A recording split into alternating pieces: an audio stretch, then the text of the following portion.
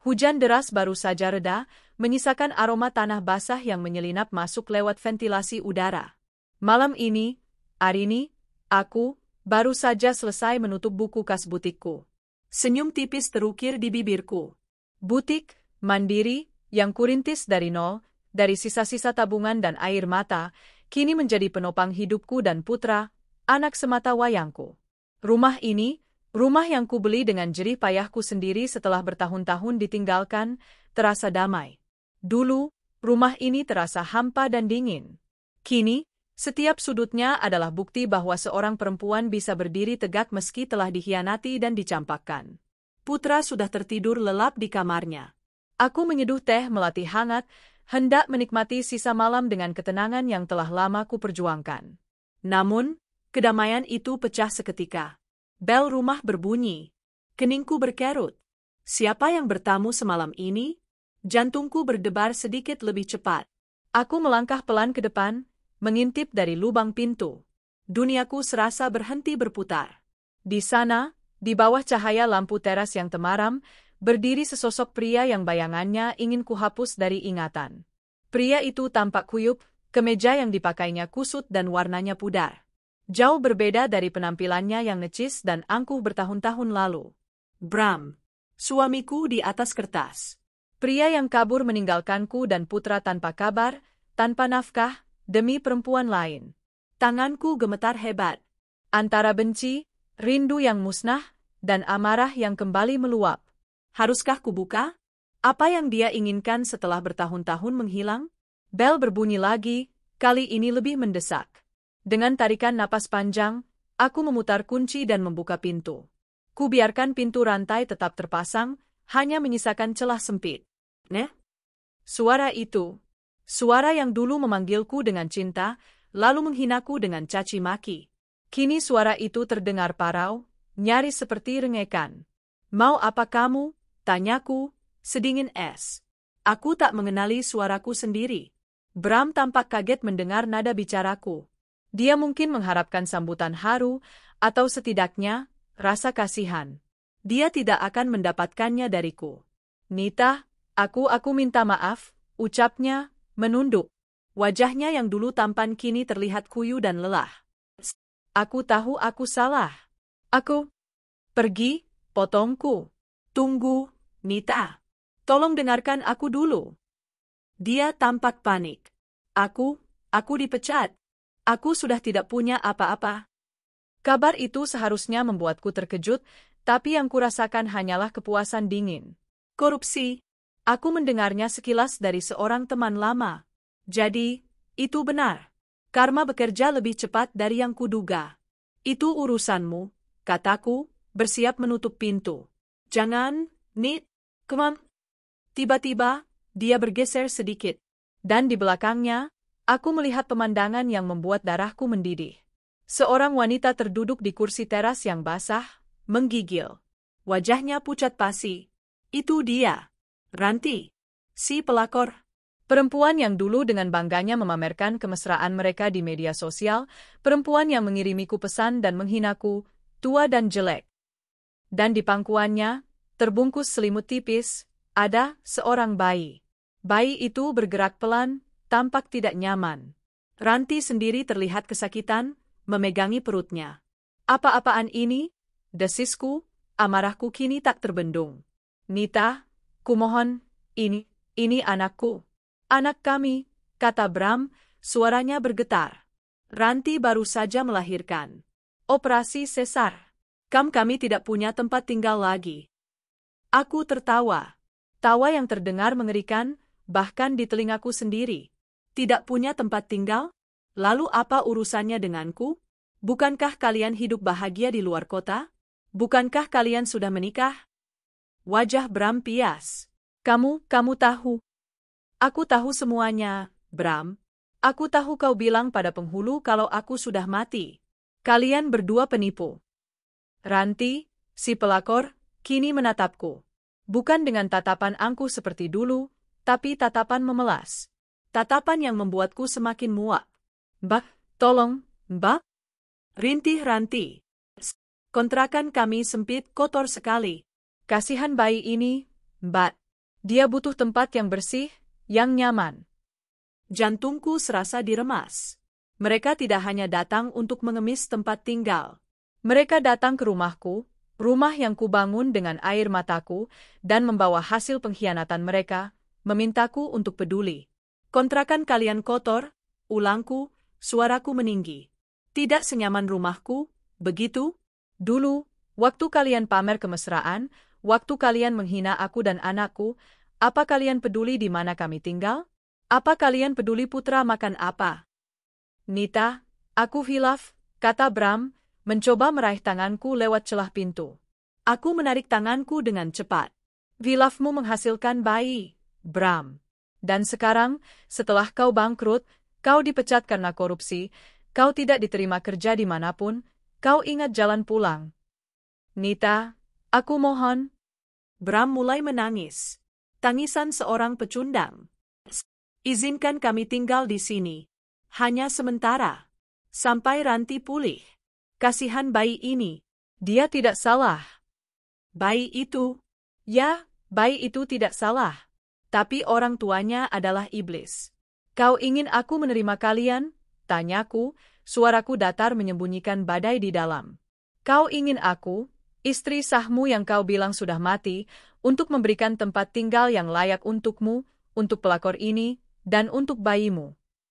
Bram mengangguk cepat, matanya penuh harap yang memuakkan. Tolong, Nita. Hanya kamu yang bisa menolong kami. Mertuaku, orang tuaku pasti akan membunuhku jika aku pulang ke sana membawa Ranti. Kamu tahu mereka menyayangimu. Oh, tentu saja. Dia takut pada orang tuanya sendiri, jadi dia lari padaku.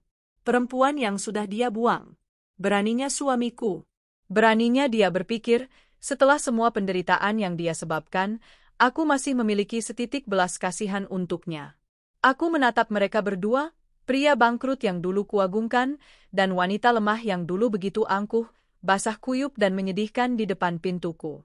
Aku melepaskan rantai pintu. Wajah Bram langsung bersinar, mengira aku akan luluh. Aku membuka pintu itu lebar-lebar, bukan untuk mempersilakan mereka masuk. Kalian punya 5 detik untuk pergi dari depan gerbangku, kataku dengan suara tenang yang mematikan. Sebelum aku memanggil satpam kompleks untuk menyeret kalian. Mata Bram membelalak tak percaya. Nita? 1. Nita, jangan begini. Ini bayimu juga? 2. Aku sudah melangkah mundur, siap membanting pintu. Mbak, tolong, Mbak. Ranti mencoba berdiri, tapi kembali terduduk kesakitan. 3. Bajingan kamu, Nita. Tega kamu, teriak Bram, topeng memelasnya mulai luntur. 4. Bram menatapku dengan kebencian, lalu buru-buru memapah Ranti yang menangis. Ayo, Ran. Kita pergi, kita cari tempat lain. Dia memang perempuan tidak punya hati. Tentu saja, gumamku, tepat sebelum aku membanting pintu di depan wajah mereka. Aku menyandarkan tubuhku di balik pintu, napasku tersengal. Gemetarku belum berhenti. Tapi di tengah amarah yang membara, ada kelegaan yang luar biasa. Malam ini, aku tidak membiarkan mereka menginjak-injakku lagi. Ini baru permulaan. Pintu itu tertutup rapat, meredam suara makian Bram yang samar-samar menghilang di kejauhan. Aku masih bersandar di baliknya, kedua tanganku terkepal begitu erat hingga buku-buku jariku memutih. Napasku memburu, adrenalin memompa jantungku begitu kencang seolah hendak meledak dari dada. Gemetar itu menjalar dari ujung kaki hingga ke ubun-ubun. Bukan gemetar karena takut. Ini adalah gemetar amarah, gempa susulan dari kebencian yang bertahun-tahun kupendam dan baru saja menemukan muaranya. Tidak punya hati. Ucapan terakhir Bram terngiang di telingaku. Aku tertawa getir. Hati? Hati mana yang dia bicarakan? Hati yang dia cabik-cabik tanpa sisa? Hati yang dia injak-injak demi perempuan murahan itu? Aku berjalan limbung menuju dapur. Teh melati yang kuseduh tadi sudah dingin, tapi aku tetap meneguknya sekali habis, berharap cairan itu bisa menenangkan badai di dalam diriku. Gagal. Malam itu, tidur menjadi sesuatu yang mustahil. Aku duduk di sofa ruang tengah, mematikan lampu, dan membiarkan kegelapan memelukku. Justru dalam gelap itulah, Kenangan-kenangan pahit itu kembali datang. Mereka berbaris rapi seperti parade mimpi buruk, satu persatu muncul tanpa bisa kucegah. Semuanya berawal 5 tahun lalu. Bram, yang dulu kukenal sebagai pria lembut dan pekerja keras, tiba-tiba berubah. Dia sering pulang larut, ponselnya selalu dalam genggaman dan tak pernah lepas dari kata sandi.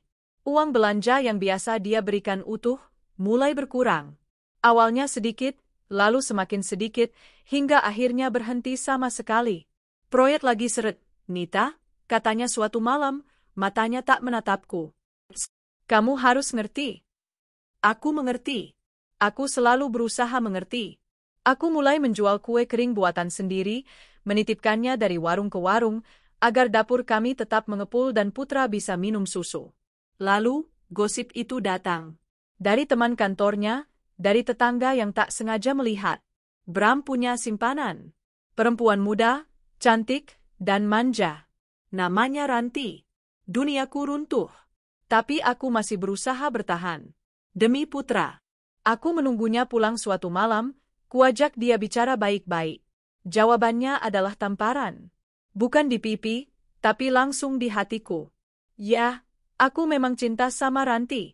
Kenapa? Teriaknya. Aku bosan sama kamu. Lihat badanmu.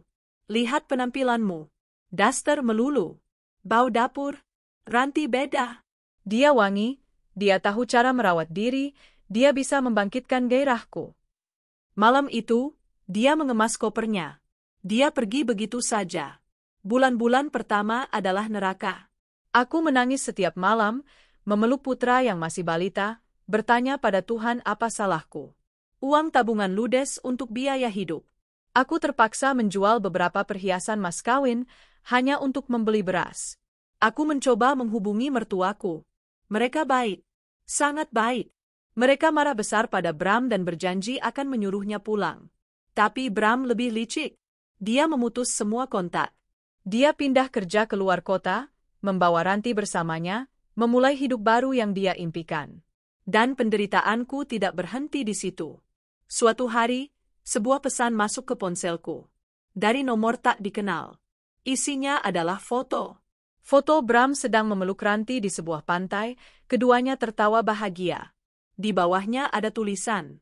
Perempuan tua jelek, nggak usah ngarep Mas Bram pulang, ya. Dia sudah bahagia sama aku. Urus saja anakmu itu. Pantas Mas Bram muak sama kamu. Tangan Ranti. Aku tahu itu dia. Hinaan itu membakarku. Di titik terendah itulah, sesuatu dalam diriku berubah. Air mataku kering. Rasa sakit itu bermetamorfosis menjadi sesuatu yang lain. Menjadi baja. Aku tidak akan hancur. Aku tidak akan membiarkan mereka menang. Aku bangkit. Dengan sisa tenaga dan uang seadanya, aku menyewa sebuah kios kecil. Aku punya keahlian menjahit yang diajarkan ibuku. Aku mulai menerima jahitan. Satu persatu, lalu semakin banyak. Desainku disukai. Aku memberanikan diri mengambil pinjaman kecil, memproduksi beberapa baju jadi. Butik, mandiri, lahir dari air mata dan keringat itu. Aku bekerja 18 jam sehari. Menjahit, mengurus Putra, mengantar pesanan, mengelola keuangan. Semua kulakukan sendiri. Aku ingat, seringkali aku tertidur di atas mesin jahit, lalu terbangun kaget dan kembali bekerja, hanya ditemani suara jangkrik dan impian untuk membuktikan bahwa aku bisa. Butikku berkembang. Dari kios sempit, pindah ke ruko yang lebih besar. Karyawan mulai bertambah. Aku membeli rumah ini, rumah impianku, dengan uangku sendiri. Aku memastikan Putra mendapatkan pendidikan terbaik. Aku berhasil.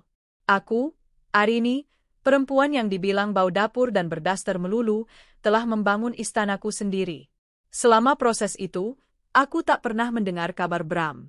Nafkah? Jangan harap. Sepeser pun tak pernah dia kirim untuk anaknya. Sampai akhirnya aku mendengar desas-desus itu, dia dipecat karena korupsi di tempat kerja barunya. Dan malam ini, dia datang. Bukan sebagai pria sukses yang dulu meninggalkanku dengan angkuh.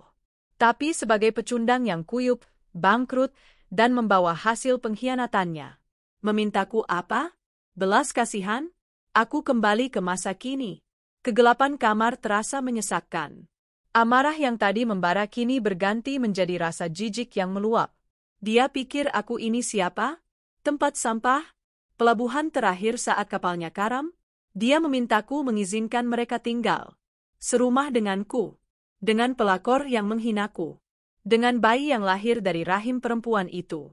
Aku bergidik ngeri membayangkannya. Tidak, tidak akan pernah. Aku menyalakan lampu. Tanganku sudah tidak gemetar lagi. Keputusanku sudah bulat. Dulu, aku ragu mengurus perceraian. Aku masih memikirkan perasaan putra. Aku masih menyimpan harapan konyol bahwa Bram akan sadar. Malam ini, semua keraguan itu musnah. Bram tidak hanya mengkhianatiku. Dia telah meremehkanku. Dia pikir aku masih perempuan bodoh dan lemah yang sama seperti 5 tahun lalu. Dia salah besar. Besok pagi aku akan menelepon pengacaraku.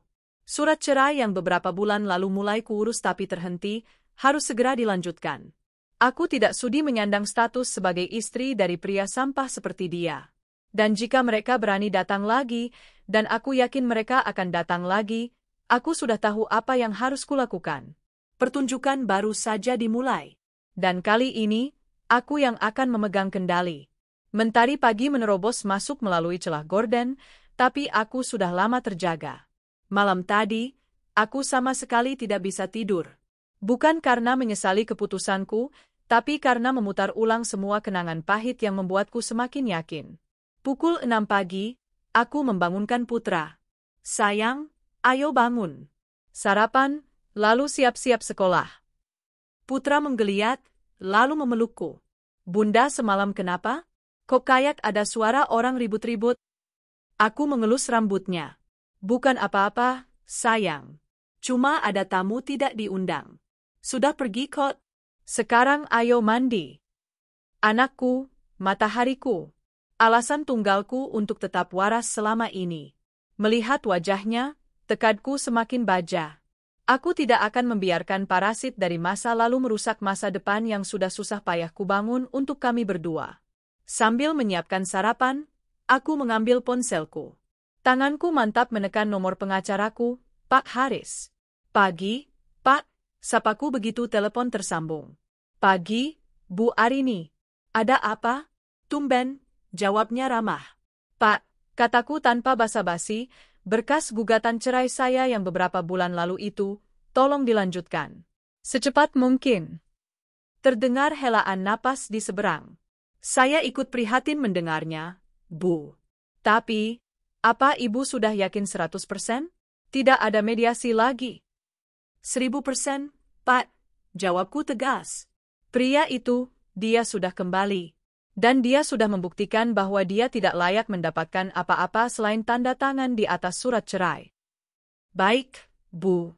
Saya mengerti. Akan segera saya proses. Setelah menutup telepon, dadaku terasa ringan. Satu langkah besar telah kuambil. Aku mengantar putra ke sekolah seperti biasa. Lalu aku memutar mobilku, bukan menuju butik, tapi kembali ke rumah. Firasatku mengatakan ini belum berakhir. Benar saja. Saat mobilku memasuki halaman, aku melihat mereka. Tepat seperti dugaanku. Mereka tidak pergi. Mereka terduduk di teras, di tempat yang sama semalam. Pemandangan yang lebih menyedihkan dari kemarin. Bram dengan wajah kuyu, Ranti yang bersandar lemah di bahunya, dan bayi itu, terbungkus selimut yang sama, kini terdengar merengek pelan. Mereka pasti kedinginan semalaman. Aku parkir mobilku, mengambil tas, dan berjalan lurus ke arah mereka. Wajahku sedatar mungkin. Sudah kubilang pergi, kataku, bahkan sebelum Bram sempat membuka mulut. Nita, tunggu. Bram melompat berdiri. Dia langsung bersimpuh di kakiku. Benar-benar bersimpuh. Nita, aku minta maaf. Aku hilaf. Aku tahu aku salah besar, rengeknya, mencoba meraih ujung sepatuku. Aku mundur selangkah, jijik. Bangun, Bram. Drama pagimu tidak akan mempan. Aku serius, Nita. Aku memang salah meninggalkanmu. Tapi, aku juga sangat mencintai Ranti. Dia istriku sekarang. Aku tertawa sinis. Istri yang kau nikahi dengan mengaku aku sudah mati? Hebat sekali cintamu. Ranti mulai menangis terisak. Mbak, tolong, Mbak. Kami tidak punya siapa-siapa lagi. Kami tidak punya uang sepeser pun. Tadi malam kami tidur di emperan ruko. Bayi ini, dia belum minum apa-apa dari semalam. Bayi itu memang tampak lemah. Ada secuil rasa kasihan pada makhluk tak berdosa itu, tapi rasa itu langsung lenyap saat aku melihat wajah kedua orang tuanya. Lalu, tanyaku dingin. Nita, aku mohon, kata Bram lagi, masih bersimpuh. Izinkan kami tinggal di sini. Di rumahmu. Di garasi tidak apa-apa. Atau di paviliun belakang. Yang penting bayi ini dapat tempat bersih dan nyaman. Kontrakan kami yang dulu sudah disita pemiliknya karena kami menunggak bayar. Permintaan itu persis seperti yang kuduga.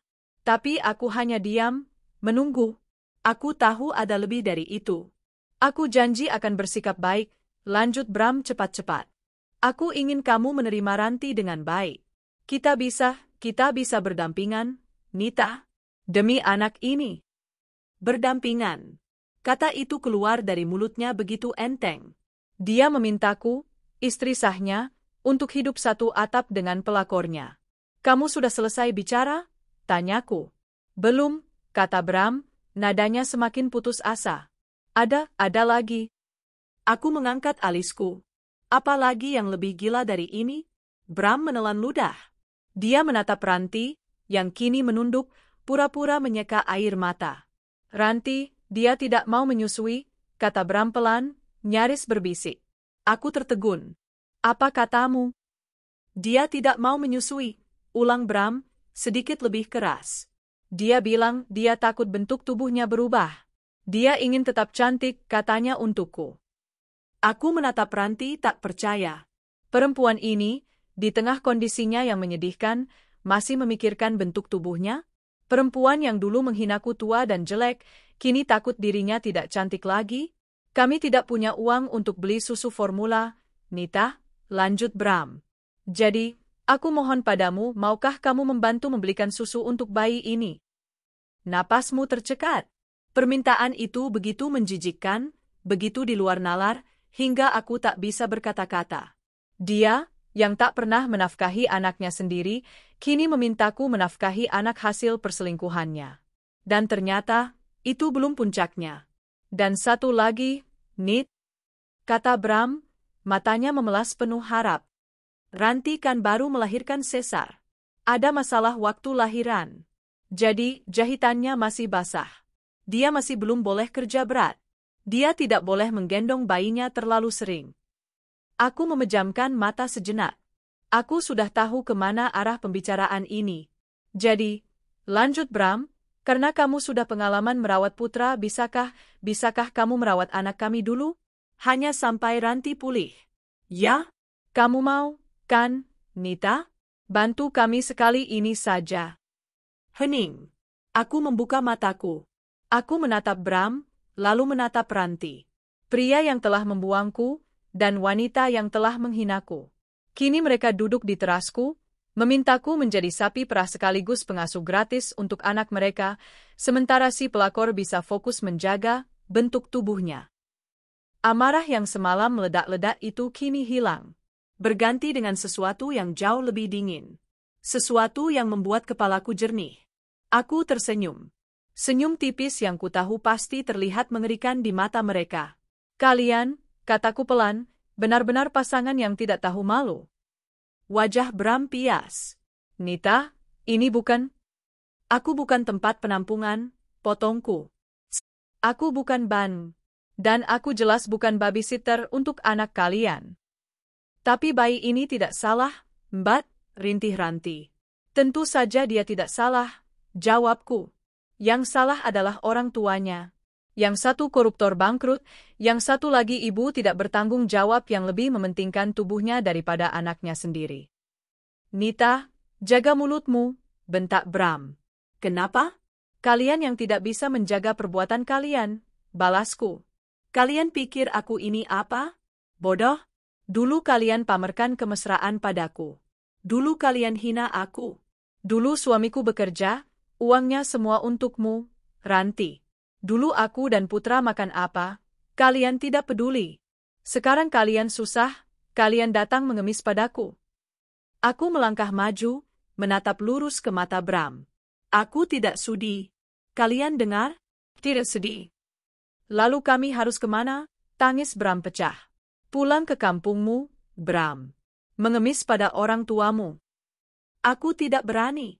Mereka akan membunuhku. Mereka sayang padamu. Oh, kataku, sekarang kau baru ingat mereka sayang padaku? Setelah kau bilang aku sudah mati di depan penghulu. Bram terdiam. Skakmat. Aku berbalik, berjalan menuju pintu rumahku. Tunggu di situ, kataku sambil membuka pintu. Jangan kemana-mana. Ada sesuatu untukmu. Aku melihat harapan menyala sekilas di mata Bram. Dia mungkin mengira aku luluh. Dia mungkin mengira aku akan mengambilkan uang, atau mungkin menyiapkan kamar belakang untuk mereka. Bodoh. Aku masuk ke dalam rumah, langsung menuju laci meja kerjaku. Di sana, ada sebuah amplop coklat. Salinan surat gugatan cerai yang kuterima dari Pak Haris beberapa bulan lalu. Ini saatnya. Aku kembali ke teras. Langkahku mantap, dagu terangkat. Di tanganku tergenggam amplop coklat yang terasa lebih berat dari sekadar tumpukan kertas. Itu adalah vonis untuk masa laluku. Bram menatapku dengan mata berbinar. Harapan palsu itu terlihat jelas di wajah kuyunya. Dia pasti mengira aku luluh dan mengambilkan uang atau kunci pavilion belakang. Ranti pun tampak sedikit menegakkan punggungnya, seulas senyum samar yang menyakitkan terbit di bibirnya yang pucat. Aku berhenti tepat 1 meter di depan mereka. Ini, kataku, suaraku datar tanpa emosi. Aku tidak melemparnya. Aku mengulurkannya pelan-pelan, membiarkan dia melihat apa yang kupegang. Bram meraih amplop itu dengan tangan gemetar. Apa ini, Nita? Uang? Buka, perintahku. Dia merobek amplop itu dengan tergesa. Matanya memindai baris pertama surat di dalamnya. Seketika, wajahnya berubah. Dari harapan, menjadi bingung, lalu menjadi syok total. Rona pucat di wajahnya berganti menjadi merah padam, lalu kembali pucat pasi. Apa ini? Desisnya, suaranya nyaris tak terdengar. Surat panggilanku dari pengadilan agama, jawabku tenang. Gugatan cerai, yang sudah kuajukan beberapa bulan lalu. Dan pagi ini, sudah kuminta pengacaraku untuk mempercepat prosesnya. Ranti, yang sedari tadi mengintip dari balik bahu Bram, menutup mulutnya dengan kedua tangan. Matanya membelalak ngeri. Cerai? Ulang Bram, seolah itu adalah kata dari bahasa asing. Kamu menceraikan aku, Nita? Aku tersenyum miring. Kenapa? Kamu kaget? Kamu pikir aku akan diam saja seumur hidupku, menyandang status istri dari pria yang sudah menipuku, menghinaku, dan memalsukan kematianku? Kamu pikir aku akan selamanya jadi kesetmu, Bram? Tapi aku tidak mau, teriaknya, suaranya pecah. Kertas-kertas itu jatuh berhamburan dari tangannya yang lunglai. Nita, aku tidak mau cerai. Aku masih suamiku. Aku tertawa, kali ini lebih keras. Suamiku yang mana? Suami yang kabur dengan perempuan lain? Suami yang tidak pernah menafkahi anaknya? Atau suami yang datang mengemis, meminta istri sahnya untuk merawat bayi hasil perselingkuhannya? Aku menatap mereka berdua bergantian, tatapanku sedingin es. Dengar kalian berdua, kataku, menekan setiap kata. Aku tidak akan memberikan kalian tempat tinggal. Aku tidak akan membelikan kalian susu. Dan aku tidak akan sudi menyentuh anak itu. Tega kamu, Nita. Tega, raung Bram. Kini dia tidak lagi bersimpuh, tapi terduduk lemas di lantai teras yang kotor. Aku tega, balasku. Di mana hatimu saat kamu membiarkan Putra, anak kandungmu sendiri, bertanya setiap malam kapan ayahnya pulang? Di mana hatimu, Ranti, saat kamu mengirimiku foto mesramu dan menghinaku perempuan jelek? Kalian yang lebih dulu tidak punya hati. Tapi kami harus kemana, Mbak, Isak Ranti? Kami benar-benar tidak punya uang. Itu, kataku sambil menunjuk keluar gerbang, bukan lagi urusanku. Keheningan melanda. Hanya terdengar isak tangis Ranti dan rengekan bayinya. Bram menatapku dengan pandangan kosong, otaknya tampak masih mencerna kenyataan bahwa dia telah kehilangan segalanya. Kehilangan pekerjaan, kehormatan, dan kini, istri yang dia pikir bisa seenaknya dia jadikan tempat pembuangan akhir. Aku mengira ini sudah selesai. Aku mengira mereka akan mengambil sisa harga diri mereka, jika masih ada, dan pergi. Ternyata aku salah. Ada satu level lagi di dasar jurang ketidakberdayaan mereka. Bram perlahan bangkit. Dia menatapku dengan mata merahnya yang bengkak. Ada campuran antara malu, marah, dan keputusasaan di sana. Baik, katanya lirih. Dia tampak kesulitan memanggil namaku. Baik, kalau itu maumu. Kami akan pergi. Aku mengangguk. Bagus. Aku berbalik, hendak masuk ke dalam rumahku yang aman dan damai. Tunggu. Aku berhenti, tapi tidak berbalik. Nita, aku tahu aku salah. Suaranya terdengar lagi, lebih ragu-ragu. Kami akan pergi. Tapi, kami tidak punya ongkos. Kami tidak punya uang sepeser pun. Untuk cari kontrakan atau mungkin untuk pulang ke desa. Aku memejamkan mata. Ya Tuhan, pria ini. Setidaknya, lanjutnya, beri kami sedikit uang saku. Untuk kami bisa dapat kontrakan yang nyaman. Bayi ini kedinginan. Kasihan dia. Itu dia. Puncak dari segala hal yang menjijikkan. Setelah semua yang dia lakukan. Setelah dia mengemis untuk tinggal. Setelah dia memintaku membelikan susu dan menjadi pengasuh. Kini, dia, seorang pria, seorang suami, meminta uang kepada istri yang telah dia hianati, agar dia bisa hidup nyaman dengan pelakornya. Aku berbalik badan. Perlahan. Aku berjalan melewatinya, menuju ke gerbang rumahku. Aku tidak menatapnya. Tanganku meraih grendel gerbang dan membukanya lebar-lebar. Udara pagi yang segar berembus masuk. Keluar, kataku. Bram tertegun. Nita? Enak sekali mulutmu bicara, desisku. Selama ini aku dan Putra cari makan sendiri. Banting tulang sendiri. Kamu di mana? Bersenang-senang dengan dia. Sekarang kamu bangkrut, kamu minta uang saku padaku? Untuk cari kontrakan yang nyaman? Apa telingaku tidak salah dengar? Aku menatap lurus ke matanya. Sepeser pun. Tidak akan ada sepeser pun uangku yang keluar untuk pengkhianat seperti kalian. Nita, kamu jahat, teriak Bram. Aku hanya melindungi apa yang menjadi milikku, balasku. Rumah ini, butikku, anakku. Semua hasil jerih payahku. Bukan untuk dibagi dengan parasit. Setidaknya beri kami makan. Kami lapar. Di luar sana banyak orang yang lebih pantas diberi makan daripada kalian, kataku. Sekarang, pergi, sebelum aku kehilangan sisa kesabaranku. Aku menunjuk ke jalanan di luar gerbang. Bram menatapku dengan kebencian yang murni. Dia tahu dia sudah kalah. Dia tahu tidak ada lagi yang bisa dia dapatkan dariku.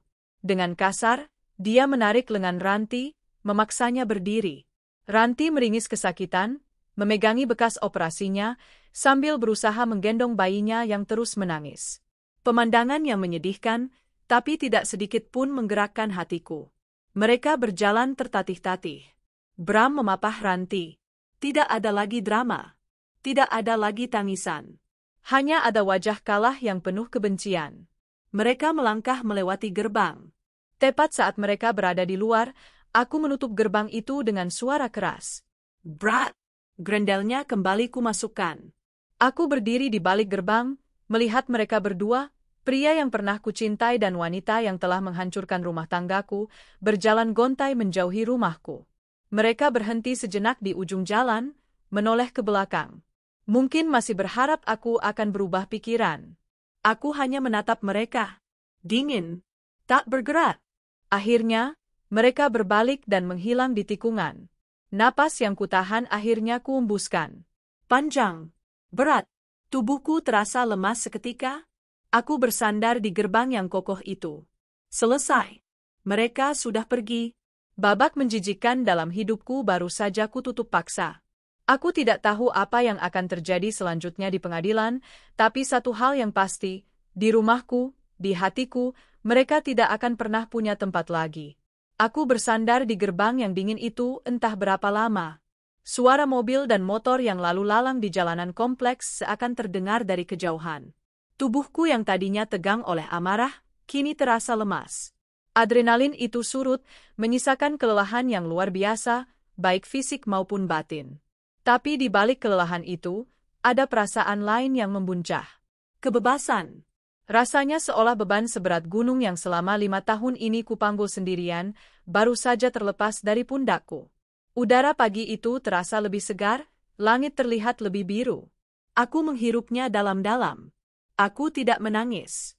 Air mataku sudah kering bertahun-tahun lalu, habis untuk menangisi pengkhianatan mereka. Yang kurasakan kini adalah kelegaan murni. Aku melangkah masuk ke dalam rumah. Rumahku. Istana yang kubangun dengan keringat dan harga diriku. Aku mengunci pintu dan gerbang rapat-rapat, seolah mengunci semua energi negatif dari masa lalu agar tak bisa masuk lagi. Hal pertama yang kulakukan adalah mandi. Aku mengguyur tubuhku dengan air hangat, membiarkannya melarutkan sisa-sisa kekotoran yang mereka bawa ke terasku. Aku menggosok kulitku kuat-kuat, seakan bisa menghapus jejak jijik dari tatapan dan permintaan mereka. Selesai berpakaian rapi, bukan daster, tapi blus kerja yang elegan, aku duduk di meja makan dan membuat sarapan kedua. Perutku baru terasa lapar sekarang. Roti bakar dengan selai nanas dan secangkir kopi hitam pekat. Aku memakannya pelan-pelan, menikmati setiap gigitan dalam keheningan rumah yang damai. Hari ini, aku memutuskan untuk tidak pergi ke butik dulu. Ada hal yang lebih penting. Pukul 10, aku menelepon Pak Haris lagi. Bu Arini? Bagaimana? Tanyanya, suaranya terdengar cemas. Sudah selesai, Pak, kataku tenang. Selesai, maksudnya? Mereka datang lagi. Dan saya sudah memberikan salinan surat gugatan itu langsung ke tangannya. Terdengar helaan napas lega di seberang. Bagus, Bu. Itu langkah yang sangat tegas. Itu akan mempermudah proses. Dia tidak bisa lagi mengelak tidak menerima panggilan. Saya mau ini cepat selesai, Pak. Saya tidak mau mediasi. Saya mau ketok palu. Saya mau nama saya bersih dari namanya. Saya mengerti, Bu. Dengan bukti-bukti yang kita punya, dia meninggalkan ibu bertahun-tahun tanpa nafkah, lalu pernikahan ilegalnya dengan memalsukan kematian ibu, posisi kita sangat kuat. Sangat kuat. Bagus, kataku lagi. Urus semuanya, Pak. Berapapun biayanya. Siap, Bu Arini. Menutup telepon, aku merasa satu lagi paku telah kutancapkan di peti mati pernikahanku. Siang itu, aku menjemput Putra. Wajahnya ceria seperti biasa, berlari memelukku. Bunda, hari ini aku dapat nilai 100. Wah, anak pintar. Aku mencium pipinya. Dalam perjalanan pulang, aku memutuskan ini saatnya. Sayang, kataku pelan, mataku tetap fokus ke jalan. Tadi pagi, ayah datang. Gerakan Putra di kursi sebelah langsung terhenti. Ayah, tanyanya pelan. Hatiku teriris. Seburuk apapun Bram, dia tetap ayah biologis Putra. Tapi aku tidak akan berbohong. Iya, dia datang dengan istri barunya. Dan bayinya. Hening. Oh, kata Putra lirih. Terus? Bunda bilang, ayah tidak bisa tinggal di sini. Bunda sedang mengurus surat cerai. Aku menelan ludah. Itu artinya, Bunda sama ayah akan berpisah selamanya. Dan Putra akan tetap tinggal sama Bunda. Aku menunggu reaksinya. Marah? Sedih? Bingung? Putra diam sejenak. Lalu, dia mengulurkan tangan kecilnya, meremas jemariku yang ada di tuas persneling. Enggak apa-apa, Bun, katanya. Putra kan punya Bunda. Yang penting Bunda enggak sedih lagi. Air mataku yang kutahan sejak semalam, akhirnya menetes juga. Bukan air mata kesedihan. Tapi air mata haru. Anakku, di usianya yang baru 9 tahun, jauh lebih dewasa dari ayahnya. Dia mengerti. Bunda nggak sedih. Sayang, kataku sambil menyeka air mata. Bunda bahagia. Sangat bahagia. Kabar menyebar lebih cepat dari yang kuduga. Sore harinya, telepon rumahku berdering. Nomor yang sangat kukenal. Ibu mertuaku. Aku mengangkatnya dengan sedikit ragu. Nita? Ya, ini ibumu. Suara wanita parubaya itu terdengar bergetar menahan tangis. Iya, Bu. Ada apa? Tadi Bram telepon ibu. Jantungku berdebar. Dia bilang apa, Bu? Dia maki-maki ibu. Dia bilang kamu jahat. Kamu mengusirnya. Dia bilang dia kelaparan di jalan sama istrinya. Dia minta ibu kirim uang. Ya Allah, Nita, apa yang terjadi? Aku menarik napas panjang. Bu, yang dibilang Bram itu tidak sepenuhnya salah. Saya memang mengusirnya. Kamu?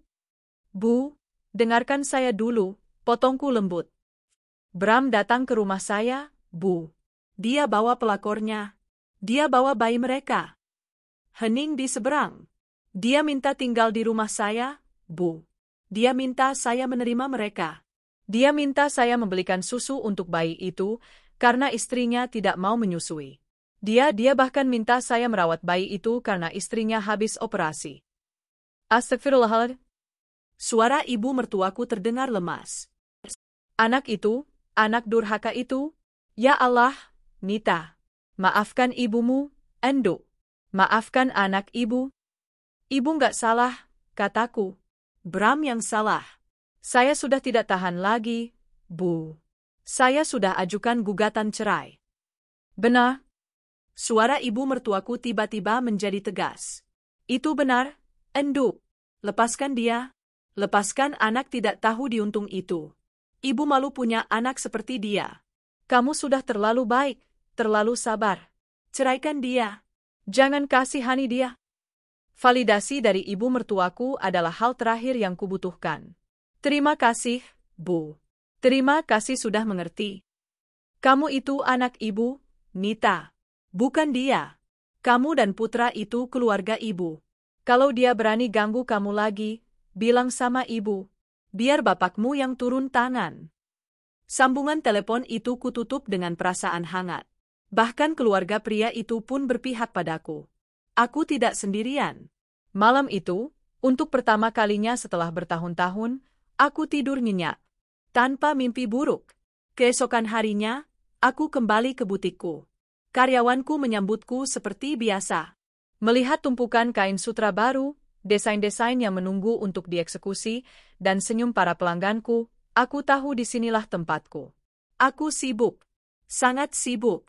Aku menuangkan seluruh energiku untuk mengembangkan bisnis. Aku meluncurkan koleksi baru, membuka booth di pameran busana ternama, dan mulai merambah penjualan online lebih serius. Beberapa minggu berlalu dalam pusaran kesibukan yang membahagiakan. Hingga suatu hari, pengacaraku menelepon. Bu Arini, surat panggilannya sudah dilayangkan secara resmi. Sidang pertama akan dijadwalkan bulan depan. Dan ada kabar terbaru. Kabar apa, Pak? Pihak tergugat, Tuan Bram sepertinya tidak akan hadir. Maksudnya? Informasi terakhir, dia dan istrinya sudah tidak ada di kota ini. Menurut tetangga di bekas kontrakan kumuh mereka kehabisan uang dan akhirnya menumpang bus pulang ke kampung halaman istrinya. Kampung Ranti. Aku terdiam sejenak. Sesuai dugaanku, mereka lari. Lari dari kenyataan, lari dari tanggung jawab. Lalu bagaimana prosesnya, Pak? Justru lebih mudah, Bu. Jika dia tidak hadir beberapa kali, putusannya bisa verstad. Lebih cepat, lebih mudah untuk ibu. Bagus, kataku. Lakukan apa yang harus dilakukan. Aku menutup telepon. Jadi, mereka pergi ke kampung pelakor itu. Aku membayangkan tempat seperti apa yang mereka tuju. Dari ceritanya yang bilang kontrakan kumuh, aku ragu keluarga Ranti adalah orang berada. Tapi itu bukan lagi urusanku. Aku menatap pantulan diriku di cermin besar butikku.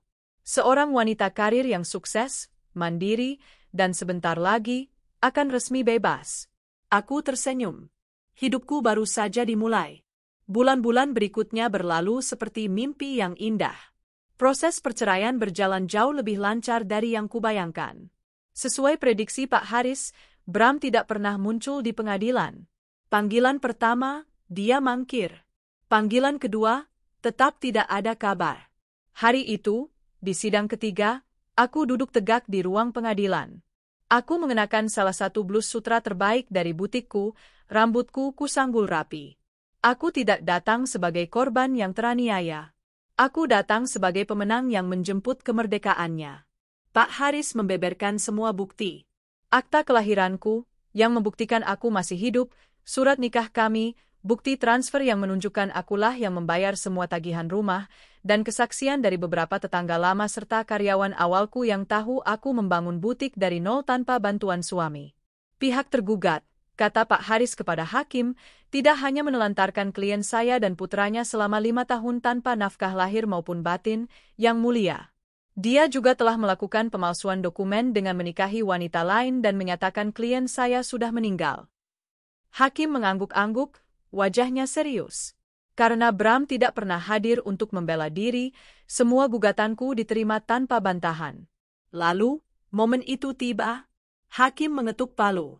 3 kali. Tok, tok, tok. Suara kayu bertemu kayu itu terdengar seperti musik terindah di telingaku. Gugatan cerai dikabulkan. Verstaat. Mulai hari itu, detik itu, aku, Arini, resmi bercerai dari Bramantio. Aku berjalan keluar dari gedung pengadilan agama, Pak Haris di sampingku. Selamat, Bu Arini, katanya sambil tersenyum. Anda bebas? Aku menarik napas dalam-dalam. Udara siang itu terasa berbeda. Matahari bersinar lebih terang. Beban terakhir yang mengikatku pada masa lalu telah terangkat. Aku bukan lagi, nitanya Bram. Aku adalah Arini, pemilik butik mandiri, ibunda dari Putra. Aku menjemput Putra di sekolah. Putra, kataku, mengelus rambutnya. Sudah selesai? Dia menatapku, matanya yang jernih berbinar. Bun senyum, katanya. Aku baru sadar. Aku tersenyum begitu lebar hingga pipiku terasa kaku. Iya, sayang, kataku sambil tertawa. Bunda bahagia. Kita makan es krim sepuasnya, ya. Hidupku kembali berputar di jalurnya yang benar. Butikku semakin sukses. Aku baru saja memenangkan tender untuk menyediakan seragam untuk sebuah hotel bintang 5. Pesanan onlineku membludak. Aku merekrut lebih banyak penjahit, memperluas ruang pamerku. Aku dan Putra hidup dalam damai dan kelimpahan. Aku hampir melupakan Bram. Dia hanya menjadi catatan kaki yang buram dalam buku hidupku. Hingga suatu sore, sekitar 6 bulan setelah putusan cerai, telepon dari mantan ibu mertuaku datang. Nita, enduk, sapanya. Suaranya terdengar lelah. Iya, Bu. Bagaimana kabarnya? Ibu sehat? Ibu cuma mau kasih kabar, katanya pelan. Bukan apa-apa. Ibu cuma merasa kamu berhak tahu. Jantungku berdebar sedikit. Kabar apa, Bu? Soal Bram, katanya. Dia menelepon bapakmu. Menangis-nangis lagi. Minta uang. Aku menghela napas. Lalu, bapakmu memarahinya habis-habisan, tentu saja. Dan kami tidak mengiriminya sepeser pun. Tapi dia cerita hidupnya di sana, enduk. Ternyata, Karma adalah penagih hutang yang tak kenal ampun. Mereka memang pulang ke kampung halaman Ranti. Sebuah desa terpencil di antah berantah. Dan dugaanku benar. Keluarga Ranti orang susah, Nita, lanjut ibu. Rumah mereka, kata Bram, gubuk kecil berlantai tanah. Lebih kumuh dari kontrakan yang dulu mereka keluhkan padamu. Dan yang lebih parah, ayah ibunya Ranti sudah sakit-sakitan, hanya bisa terbaring di tempat tidur. Aku terdiam, membayangkan pemandangan itu. Mereka datang ke sana, berharap bisa menumpang hidup. Nyatanya, mereka malah harus menanggung beban tambahan. Ranti, yang dulu begitu cantik dan angkuh, sekarang harus mengurus 2 orang lumpuh selain bayinya. Dia tidak bisa lagi merawat tubuhnya. Lalu Bram, tanyaku. Terdengar helaan napas berat dari ibu. Dia tidak punya keahlian apa-apa di desa. Ijazah S1-nya tidak laku di sana. Tidak ada perusahaan. Tidak ada proyek. Dia jadi buruh tani, Nita. Aku memejamkan mata. Buruh tani. Bapakmu sampai tidak percaya. Bram, anak laki-laki kami satu-satunya yang dulu kami banggakan, sekarang dia harus mencangkul di sawah tetangga. Dia dibayar harian, hanya cukup untuk beli beras dan susu murah untuk anaknya. Pria yang dulu meninggalkanku karena aku, bau dapur. Pria yang dulu memakai kemeja mahal dan sepatu kulit mengkilap. Pria yang meminta uang saku padaku untuk cari kontrakan nyaman. Kini dia mencangkul di bawah terik matahari, berlumuran lumpur, demi sesuap nasi. Ibu tidak minta kamu kasihan, Enduk, kata ibu cepat-cepat. Ibu cuma mau kamu tahu bahwa doa orang yang teraniaya sepertimu itu didengar Tuhan. Ibu bersyukur dia sudah lepas darimu. Terima kasih kabarnya, Bu, kataku lembut. Jaga dirimu baik-baik, ya. Kamu dan putra. Kalian harta ibu satu-satunya sekarang. Aku menutup telepon. Aku tidak merasa kasihan. Aku tidak merasa benci. Aku tidak merasakan apa-apa. Kosong. Aku berjalan ke jendela kantorku di butik. Dari sini, aku bisa melihat kesibukan karyawanku yang sedang memotong kain-kain indah. Aku melihat mobil baruku yang terparkir di halaman. Aku memikirkan putra yang sedang les piano di kamarnya. Aku memandang pantulan diriku di kaca. Wanita sukses, mandiri, dan kuat. Aku sangat bahagia. Dan nasib Bram?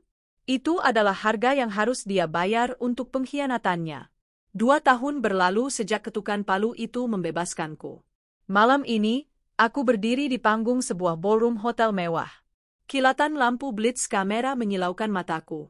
Di tanganku, sebuah piala berkilauan, penghargaan, desainer busana muslim paling inspiratif dalam sebuah ajang fashion bergengsi tingkat nasional. Butik Mandiri, bukan lagi sekadar butik. Kini, ia telah menjadi sebuah jenama yang diperhitungkan. Aku memiliki 3 cabang di kota-kota besar dan puluhan reseller di seluruh negeri. Karyawanku yang dulu hanya segelintir, kini berjumlah lebih dari 50 orang. Aku tersenyum ke arah hadirin, menahan air mata haru. Penghargaan ini, kataku di mikrofon, suaraku bergetar sedikit. Saya persembahkan untuk putra saya, putra dan untuk semua perempuan di luar sana yang sedang berjuang. Percayalah, setelah malam tergelap, fajar akan selalu menyingsing. Tepuk tangan membahana. Di barisan depan, putra, yang kini sudah beranjak remaja, bertepuk tangan paling kencang. Wajahnya berseri-seri penuh kebanggaan. Di sebelahnya, duduk mantan ibu mertuaku. Ya, ibu. Hubunganku dengannya justru semakin erat setelah aku bercerai dari anaknya. Baginya, aku adalah anak perempuan yang tak pernah ia miliki. Dan bagiku, dia adalah sosok ibu yang tulus menyayangiku dan cucunya, tanpa memandang ikatan darah yang telah putus. Setelah acara, kami merayakannya dengan makan malam sederhana di rumah. Bunda hebat, puji putra sambil melahap spagetinya. Teman-teman di sekolah pasti kaget lihat foto Bunda masuk koran besok. Kamu juga hebat, sudah jagain Bunda, kataku sambil mengacak rambutnya. Nita, kata ibu pelan, tangannya yang keriput menggenggam tanganku. Ibu bangga sekali padamu, Enduk. Kamu benar-benar perempuan baja. Kami tertawa. Malam itu terasa begitu sempurna. Rumahku penuh tawa, kehangatan, dan cinta. Jauh dari bayang-bayang masa lalu yang kelam. Aku sudah lama tidak memikirkan Bram. Namanya seolah menguap begitu saja dari hidupku. Aku terlalu sibuk membangun impianku, membesarkan putra, dan menikmati kebahagiaan yang kuraih dengan susah payah. Namun, takdir sepertinya ingin ceritanya tuntas sampai ke akar-akarnya. Beberapa minggu setelah malam penganugerahan itu, ibu meneleponku. Kali ini, suaranya terdengar sangat datar. Nita, ada kabar? Katanya. Kabar apa, Bu? Tanyaku sambil memeriksa desain baru di meja kerjaku. Dari Bram. Tanganku berhenti bergerak. Dia menelepon lagi. Bukan. Dia datang ke rumah ibu. Aku tertegun. Apa? Ya, pulang? Iya, kata ibu. Kemarin sore. Tiba-tiba saja sudah ada di depan pintu. Sendirian? Sendirian, Enduk, jawab ibu. Kondisinya? Ya, ibu sampai tidak tega melihatnya. Menurut cerita ibu, Bram datang dengan pakaian compang-camping, tubuhnya kurus kering, dan matanya cekung. Dia tidak lagi terlihat seperti pria metropolitan yang dulu kukenal. Dia terlihat seperti pria yang telah dihancurkan oleh kehidupan. Dia sudah tidak bersama Ranti lagi, lanjut ibu. Oh? Ranti kabur. Meninggalkan dia.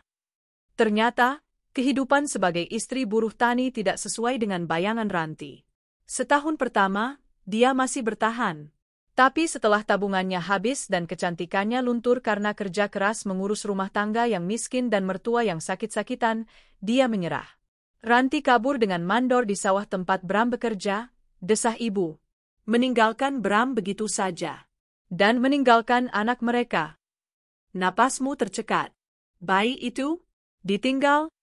Iya. Bayi itu sekarang sudah berumur 2 tahun lebih. Bram membawanya pulang ke rumah ibu. Anak itu kurus sekali, Nita.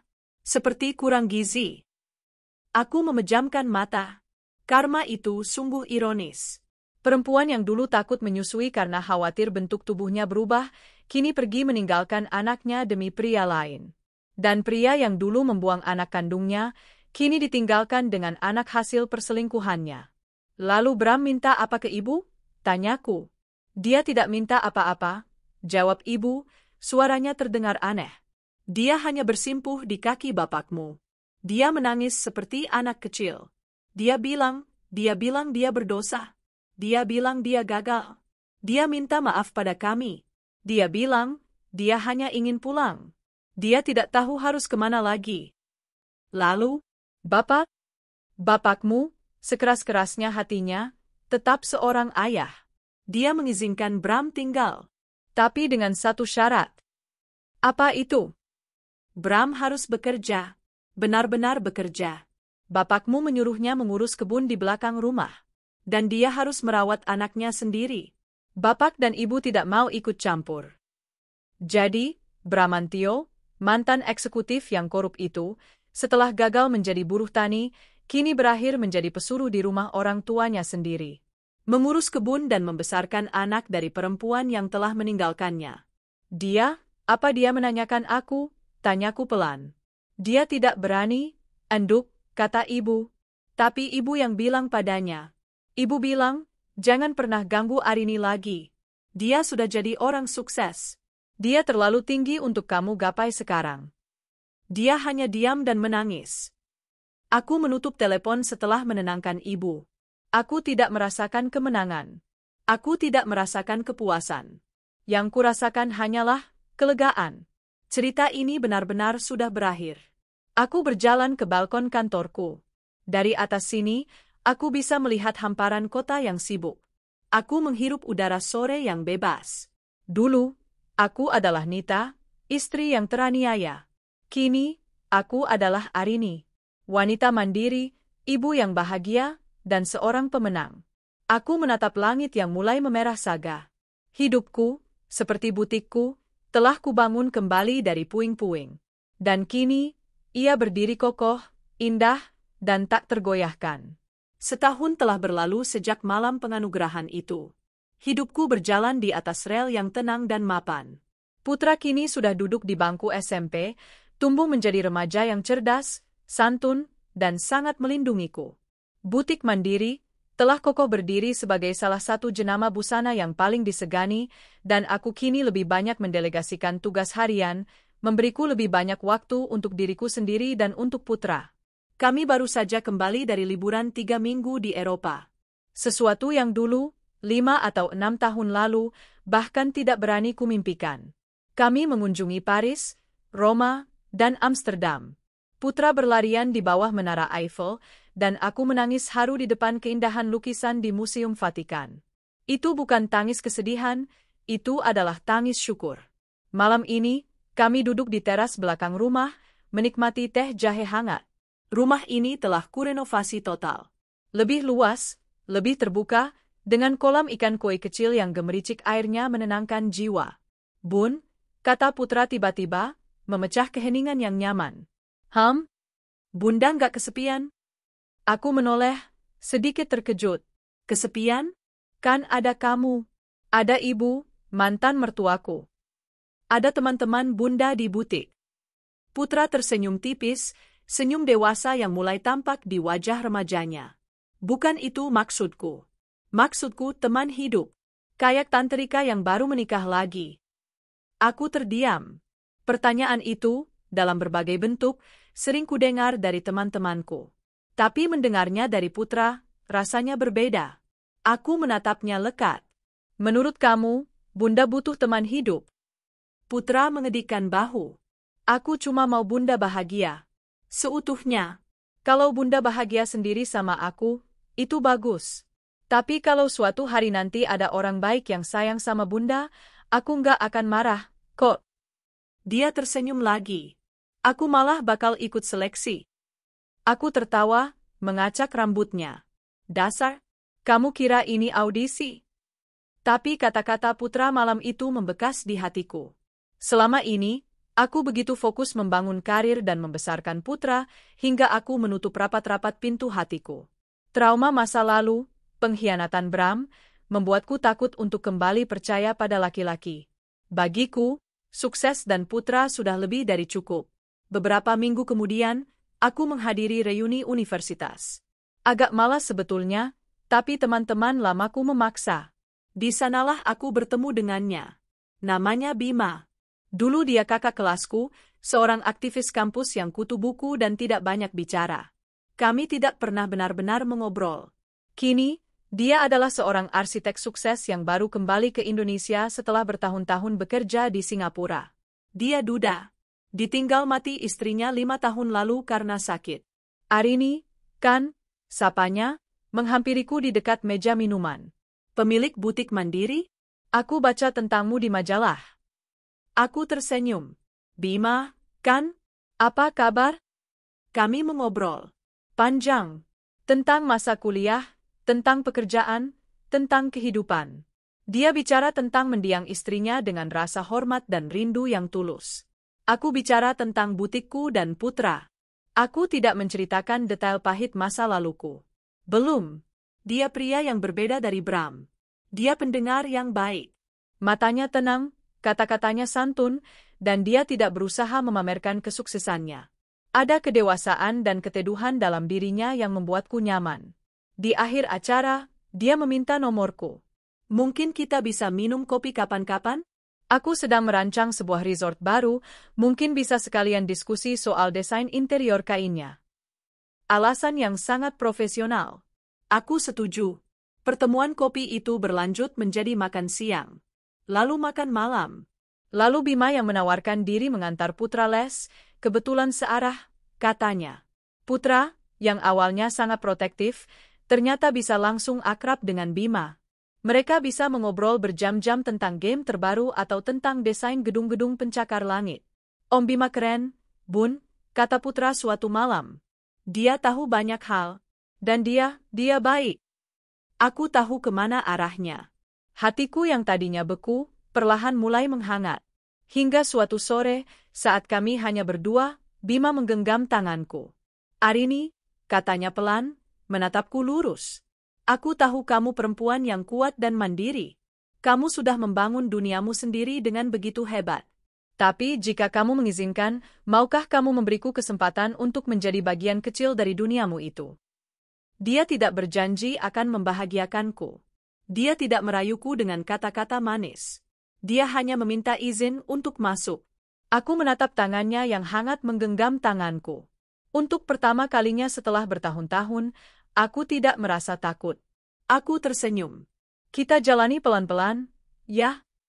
Itu adalah jawaban, ya. Kabar terakhir tentang Bram kudengar sebulan lalu. Bukan lagi dari ibu. Ibu sudah tidak pernah mau membahas nama anaknya itu. Kabar itu datang dari sepupu jauhku yang kebetulan suaminya bertugas di dekat desa tempat Bram tinggal. Ceritanya semakin tragis. Orang tua Bram, yang sudah sepuh, akhirnya meninggal dunia. Rumah mereka dijual untuk menutupi hutang-hutang lama Bram yang entah dari mana. Bram dan anaknya yang kini sudah berumur sekitar 4-5 tahun, terusir dari rumah itu. Tidak ada keluarga yang mau menampungnya. Bram kembali menjadi gelandangan. Dia benar-benar berakhir di titik nol. Kabarnya, dia dan anaknya kini menumpang di sebuah gubuk di pinggir sawah, milik seorang petani yang kasihan padanya. Dia bekerja serabutan, apa saja, hanya untuk bisa memberi makan anaknya. Anaknya sendiri tumbuh liar, kurus, dan tidak terurus. Aku mendengar cerita itu tanpa ekspresi. Tidak ada lagi benci. Tidak ada lagi amarah. Yang ada hanya jarak. Dia terasa seperti cerita tentang orang asing yang tidak pernah kukenal. Nasibnya adalah pilihannya sendiri. Nasib Ranti yang entah ada di mana, adalah pilihannya sendiri. Dan nasibku, kebahagiaanku, adalah pilihanku. Malam ini, aku duduk di meja makan. Di seberangku, Putra sedang tertawa menceritakan kejadian lucu di sekolahnya. Di sampingku, Bima tersenyum teduh, mendengarkan cerita Putra sambil sesekali menatapku dengan hangat. Rumahku penuh. Hatiku penuh. Aku, Arini, yang dulu dibuang dan dihina. Kini aku telah memiliki segalanya. Bukan karena materi, tapi karena aku telah menemukan kembali diriku, membesarkan putraku dengan cinta, dan berani membuka hati untuk kebahagiaan baru. Aku menuang teh untuk Bima. Dia berterima kasih pelan. Aku menatap kedua pria hebat di hidupku ini. Aku sangat bahagia. Seutuhnya. 5 tahun telah berlalu sejak Bima pertama kali hadir dalam kehidupanku. Sore ini, aku tidak sedang berada di butik. Aku sedang duduk di taman belakang rumah kami, rumah baru yang kurancang bersama Bima, sambil memegang secarik undangan tebal berwarna gading. Di halaman, Bima dan Putra sedang asyik bermain catur di bawah pohon mangga. Putra, yang kini sudah menjadi mahasiswa arsitektur di tahun pertamanya, mengikuti jejak ayah sambungnya, tertawa saat Bima berhasil memakan kudanya. Ah, ayah Bima curang, serunya, pura-pura kesal. Strategi, nak, bukan curang, sahut Bima sambil tersenyum teduh. Ayah? Ya, Putra memanggilnya ayah. Panggilan itu datang secara alami, tanpa paksaan, sekitar setahun setelah aku dan Bima menikah dalam sebuah akad sederhana namun hikmat. Mantan ibu mertuaku, yang kini kupanggil Eyang Putri, atas permintaan Putra, duduk di sebelahku, merajut syal untuk calon cucu barunya. Aku tersenyum, mengelus perutku yang kini membuncit besar. Di usiaku yang tidak lagi muda, Tuhan memberikan satu anugerah lagi. Seorang putri kecil yang sedang kunanti kelahirannya bersama Bima. Hidupku terasa begitu penuh, begitu utuh, hingga rasanya seperti mimpi. Butik Mandiri kini telah memiliki gerai di Singapura dan Kuala Lumpur. Aku lebih banyak berperan sebagai founder dan mentor, sementara operasional harian dipegang oleh tim profesionalku. Aku mendedikasikan lebih banyak waktuku untuk yayasan yang kudirikan, Mandiri bersama Arini, sebuah yayasan yang memberikan pelatihan keterampilan menjahit dan modal usaha gratis bagi para ibu tunggal korban KDRT. Aku telah mengubah lukaku menjadi kekuatan, tidak hanya untuk diriku sendiri, tapi juga untuk perempuan lain. Undangan di tanganku ini adalah dari alma materku. Aku diundang sebagai pembicara utama dalam wisuda akbar mereka untuk berbagi kisah inspiratifku membangun bisnis dari nol. Sungguh, sebuah ironi yang indah. Kampus yang dulu menjadi saksi awal cintaku yang naif pada Bram, kini mengundangku kembali sebagai simbol kesuksesan. Aku menatap kembali ke taman. Putra, Bima, Eyang Putri, rumah yang damai, dan bayi dalam kandunganku. Inilah surga duniaku.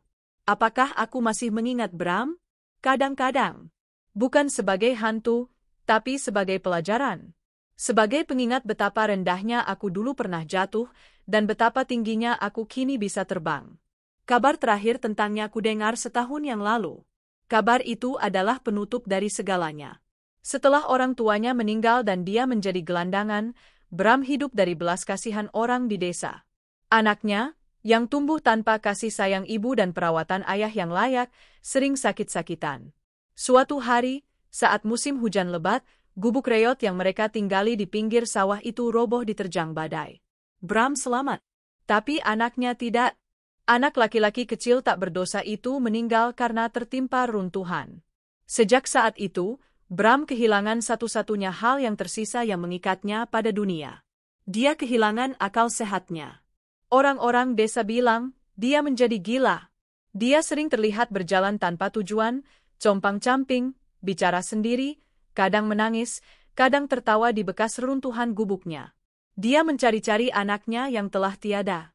Dia tidak lagi berbahaya. Dia hanya menyedihkan.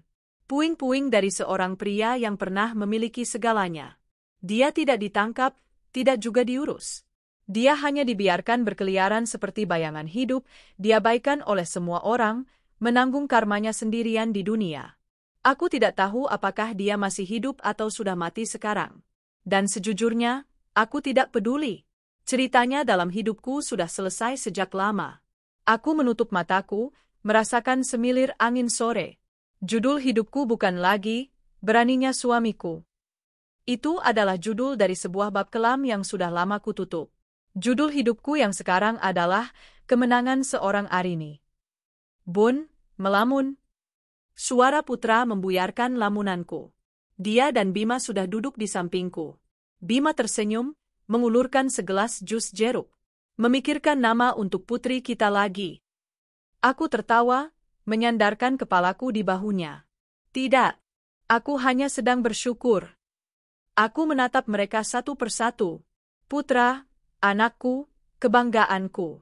Bima, suamiku, keteduhanku. Eyang Putri, ibu yang selalu mendukungku. Terima kasih, bisikku pada Bima. Untuk apa? Tanyanya. Untuk segalanya. Aku meminum jusku. Rasa manisnya memenuhi mulutku. Dulu, aku pikir hidupku sudah berakhir di titik terendah. Ternyata, itu hanyalah awal dari pendakianku menuju puncak kebahagiaan yang tak pernah kubayangkan. 6 bulan berlalu sejak aku berdiri di panggung alma materku. Perutku yang buncit kini telah berganti dengan dekapan hangat seorang bayi perempuan mungil yang kami beri nama Bintang Cahaya. Bintang, karena dia adalah cahaya baru yang hadir di malam kebahagiaan kami. Sore ini, rumah kami terasa begitu penuh. Putra, yang kini sangat protektif pada adik barunya, sedang duduk di karpet, dengan hati-hati menunjukkan desain maket kampusnya pada Bintang yang tertidur pulas di keranjang bayinya. Bima duduk di sampingku di sofa, merangkul bahuku sambil kami berdua memandangi pemandangan itu. Eyang Putri, yang kesehatannya semakin membaik sejak tinggal bersama kami, sedang tersenyum bahagia sambil merajut sepatu bayi mungil. Dia mirip sekali denganmu, Arini, bisik Bima. Matanya matamu, balasku sambil tersenyum, menyandarkan kepalaku di dadanya. Ini adalah pemandangan yang tak pernah berani kumimpikan. Sebuah keluarga yang utuh, dibangun di atas pondasi rasa hormat, cinta, dan kepercayaan. Jauh dari bayang-bayang manipulasi dan pengkhianatan masa lalu. Namun, kebahagiaan ini terasa tidak lengkap jika hanya kunikmati sendiri. Lukaku yang dalam telah mengajarkan aku satu hal, di luar sana, ada banyak Arini-Arini lain yang masih berjuang dalam kegelapan. Itulah mengapa 2 hari seminggu, aku mendedikasikan waktuku sepenuhnya di yayasan, mandiri bersama Arini. Pagi tadi, aku baru saja selesai mewawancarai seorang perempuan muda. Namanya Santi. Dia datang dengan mata bengkak habis menangis, menggendong seorang balita kurus. Ceritanya adalah gema dari masa laluku. Suaminya berselingkuh, menghabiskan semua tabungan mereka untuk pelakornya, lalu pergi begitu saja, meninggalkannya dengan tumpukan hutang di kontrakan sempit. Dia menangis terseduh-seduh di depanku. Saya tidak tahu harus bagaimana lagi, Bu Arini. Saya tidak punya keahlian. Saya tidak punya uang untuk beli susu anak saya. Saya rasanya ingin mati saja. Aku menatapnya lekat. Aku melihat diriku bertahun-tahun yang lalu. Perempuan hancur yang bau dapur, dipenuhi keputusasaan. Aku tidak memberinya uang tunai. Itu hanya akan habis. Aku memberinya sesuatu yang jauh lebih berharga. Santi, kataku lembut, menggenggam tangannya. Tangannya dingin dan gemetar. Kamu tidak akan mati. Kamu akan hidup. Dan kamu akan menang. Aku menawarinya tempat tinggal sementara di rumah aman milik yayasan. Aku memberinya pekerjaan di bagian pengemasan, butik mandiri, dengan jam kerja fleksibel agar dia tetap bisa mengurus anaknya. Dan yang terpenting, aku mendaftarkannya di program pelatihan keterampilan menjahit gratis di yayasan. Dulu, kataku padanya, saya juga tidak punya apa-apa selain keahlian menjahit. Kamu lihat saya sekarang? Santi menatapku dengan mata penuh air mata, tapi kali ini, Ada seberkas harapan di sana. Tapi saya tidak sekuat ibu. Kamu lebih kuat dari yang kamu kira, jawabku tegas. Kekuatan itu ada di sini, aku menunjuk ke hatinya. Saat seorang ibu memutuskan berjuang untuk anaknya, tidak ada yang bisa menghentikannya. Jangan fokus pada suamimu yang pengkhianat itu. Fokus pada anakmu. Fokus pada dirimu sendiri. Aku memeluknya. Pelukan yang tak pernah kudapatkan saat aku berada di titik terendahku. Kini, kembali ke rumah, memandangi keluargaku yang damai, aku mengerti arti dari semua ini. Tuhan tidak memberiku ujian seberat itu hanya untuk membuatku hancur. Dia sedang menempa baja. Dia menghancurkanku sampai ke dasar, hanya untuk memberiku kekuatan membangun istana yang jauh lebih megah, istana yang pintunya kini bisa kubuka untuk membantu orang lain. Nasib Bram? Nasib Ranti? Mereka sudah tidak penting. Mereka adalah abu dari masa lalu yang telah lama tertiup angin. Aku bahkan tidak tahu, dan tidak ingin tahu, apakah Bram masih hidup atau sudah mati dalam kegilaannya. Dia bukan lagi bagian dari ceritaku. Ceritaku adalah tentang putra yang tumbuh menjadi pemuda hebat. Tentang Bima yang menunjukkan padaku arti cinta yang tulus. Tentang si kecil bintang yang menjadi penutup manis dalam perjalananku. Dan tentang puluhan perempuan seperti Santi, yang kini sedang memulai langkah pertama mereka menuju kemandirian, sama sepertiku dulu. Bun, suara putra membuyarkanku. Lihat, bintang senyum. Aku menoleh. Bayi mungilku menggeliat pelan dalam tidurnya, seulas senyum tipis terukir di bibirnya. Aku tertawa pelan. Kebahagiaan itu menular. Judul hidupku bukan lagi tentang beraninya suamiku, atau sekadar kemenangan seorang Arini. Judul hidupku kini adalah cahaya yang dibagikan. Dan aku, Arini, bersumpah akan terus membagikan cahaya ini sampai akhir hayatku. 10 tahun telah berlalu sejak kelahiran bintang cahaya. Sore ini, aku, Arini, duduk di kursi rotan di teras belakang rumah kami. Di tanganku ada secangkir teh chamomile hangat. Aku bukan lagi wanita karir yang berlari mengejar waktu. Aku adalah seorang mentor, seorang ibu, dan seorang nenek. Ya, nenek. Di taman yang rimbun itu, putra, yang kini telah menjadi arsitek muda berbakat di firma Bima, sedang tertawa sambil mengajari putranya yang berumur 3 tahun cara menendang bola. Istrinya, seorang desainer grafis yang lembut, duduk di sampingku, tersenyum melihat tingkah pola suami dan anaknya. Tak jauh dari mereka, Bintang, gadis kecilku yang kini berusia 10 tahun, sedang asyik membaca buku di bawah pohon, kakinya berayun-ayun.